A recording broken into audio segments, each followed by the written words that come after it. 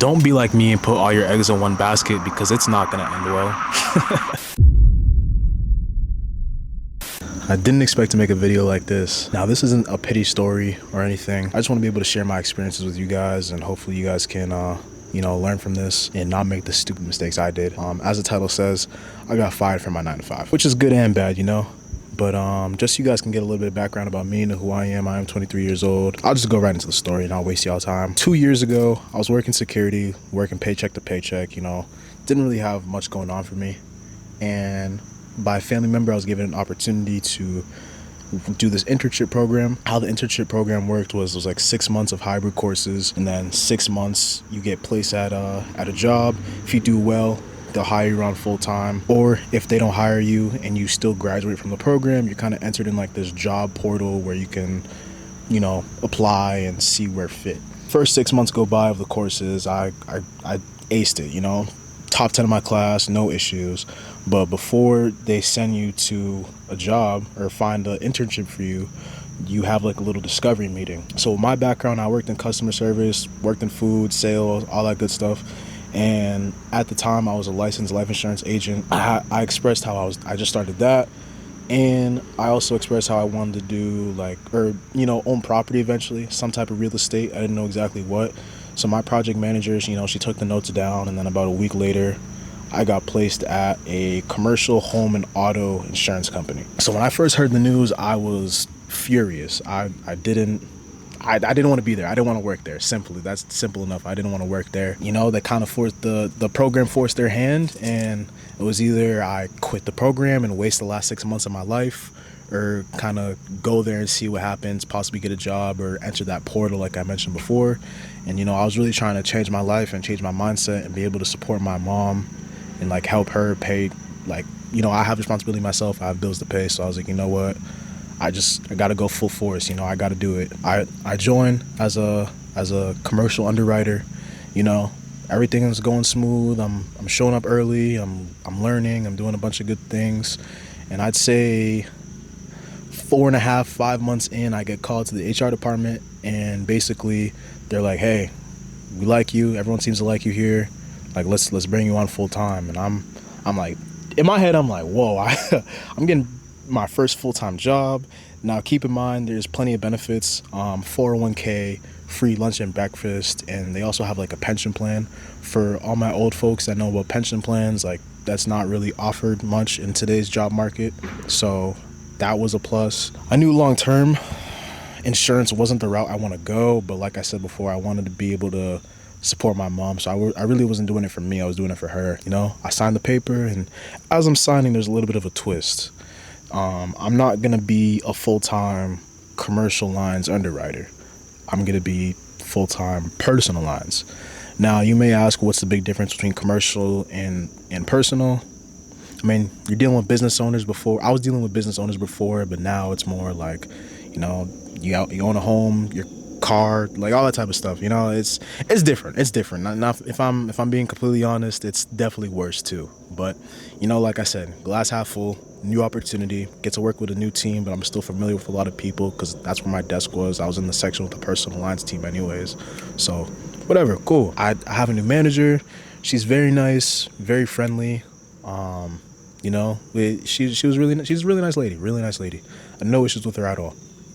I'd say 4 months in, there was an influx of temp employees and other interns.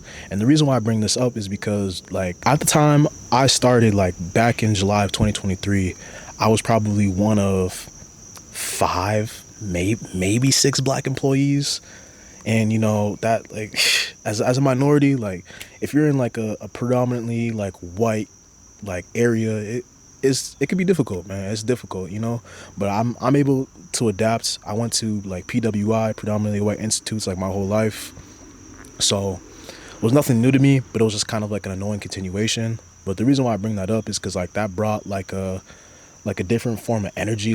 I was more excited. I could get up in the morning, easier to get to work. So, I'm building relationships. I'm making new friends, connections, all that good stuff. But along that journey, I'd say the 5-6 month mark of me working full time here, they all leave, whether it's they get fired, hate the job, hate the environment, whatever the case is, everyone's gone. So I'm back to being like one of four, one of five. So my vibe's already kind of killed, but it's like I don't work for friends and connections. Like I work for a paycheck at the end of the day, you know. I work for my family. And during this 5-6 month period, I'm meeting with my manager. I'm meeting with her weekly.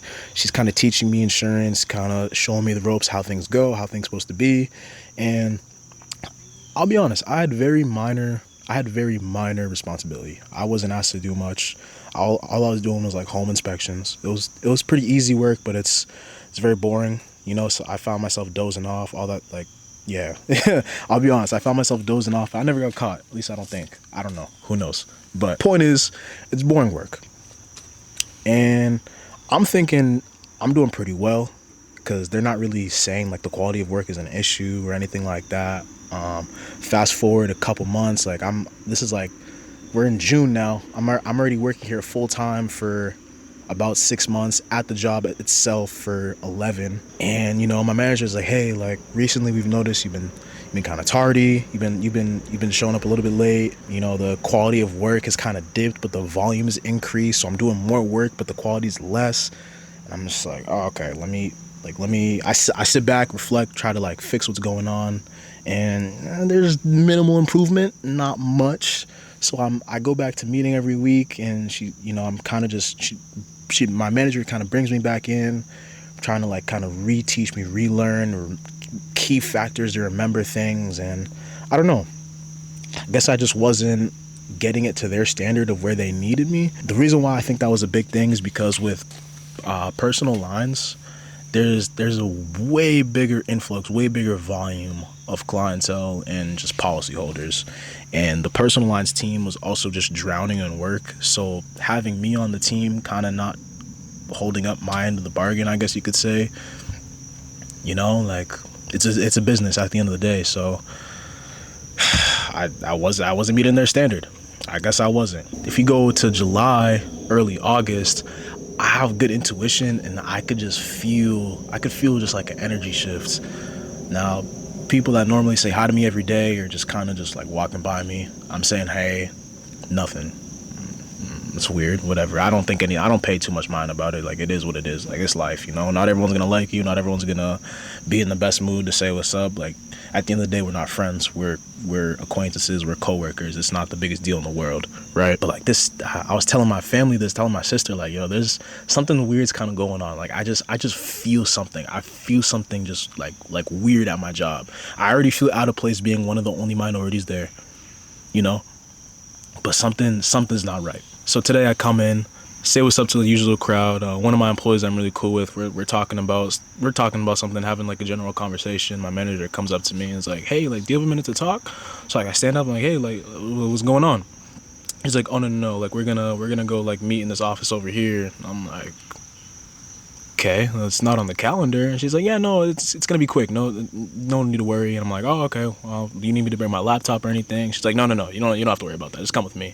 But then I'm like, okay. I already know in my head something's off. Something's not right? And then, you know, she's doing this whole like, oh, like, how was your weekend? Are you doing good? You know what I'm saying? Making small talk. I'm like, yeah, everything's good. How was you? Blah, blah, blah, blah. You feel me? Making small talk back. We get to the office door, or like the meeting room. I open the door for her. You know, chivalry's not dead in 2024. I see the head of HR in there. I'm like, oh, hi, how you? Like, he's like, hey, how you doing? I'm like, what's up? Like, you already know. I already know what was going down. And I'm just like, damn. 11 months in, like, I'm already getting kicked, or not 11, sorry. 10 months in, I'm just getting kicked to the curb just like that. And, you know, he's giving me the whole spiel on, you know, we thought you were a good fit, you know, all the casual corporate BS that they tell you. It's in one ear, out the other. In my mind, I'm just like, wow, I really messed up and screwed up this opportunity. Now I have no income. Like, what am I gonna do next, you know? And I feel like the reason why I kind of am just sitting here and telling you guys this story is because I just don't want you to make the same mistakes I made. Don't get complacent. Don't get comfortable. You need to make yourself valuable. Being valuable and reliable in life is probably one of the biggest skills you could have. Whether it's in everyday life, your job, whatever the case may be reliable, respectable. Always show up 10-15 minutes early. Don't be dumb and make the same mistakes I did, because now I regret it. I have really no way to pay my bills as of right now. I'm still trying to figure all that out, actively job hunting. But this isn't supposed to be a pity story. This is for you guys, so you guys can learn and be able to not make the same mistakes I did. And that's whether if you're a teenager, a young adult, elderly, don't matter. Like, you just learn a skill, get good at it, and make it to the point where your job can't fire you, because at the end of every day they need you. Without you, make that known, like they're nothing. You know what I'm saying? Hopefully everyone here watching, I don't even know what I'm gonna do with this video, but hopefully everyone here watching was able to, you know, learn from my experiences, learn from my mistakes, and kind of make the best out of it, you know? Hopefully I can update you guys soon. Hopefully I'm doing better. Hopefully I find a better job that can, you know, pay me more. But I'm a big believer in faith and big believer in God, higher power. So God has a mission for me. God has goals for me that he wants me to achieve, you know? Maybe insurance just isn't the route for me. Who knows what my next endeavor is going to be and how it's going to go, but I know God always has me as long as I continue my faith, so I'm not worried about anything. I want to say thank you for watching. Make sure you like, comment, subscribe. Dream big always. Till next time.